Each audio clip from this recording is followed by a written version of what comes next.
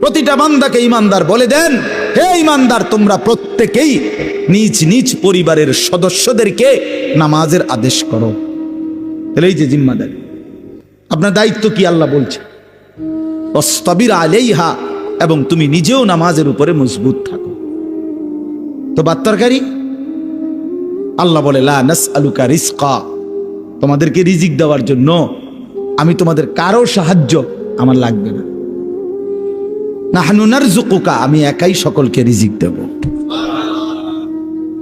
কি সুন্দর কথা। মানে বিষয়টা আমি দেখব, ভাতের ফিকির আমি করব, রিজিকের ফিকির আমি করব, তুমি সেজদার ফিকির করো, স্ত্রী সন্তানের ইবাদতের ফিকির তুমি করো, ওদের ভাত তরকারির ফিকির আমি করব। ওমা কুন্না আনিল খালকি গাফিলিন, আল্লাহ বলে, বান্দা আমি আমার একটা সৃষ্টির ব্যাপারে এক সেকেন্ডের জন্য গাফিল নই। সাত তবক জমিনের নিচে যেই পিঁপড়া হাঁটে, সাত আসমানের উপরে যেই ফেরেশতা হাঁটে, আমি দুইটাকেই সমান নজরে দেখি, একই মুহূর্তে দেখি, একই মুহূর্তে দেখি।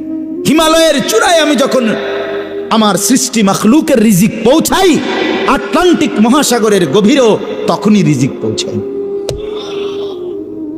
আমি আল্লাহ, তুমি আমার কি মনে করছো?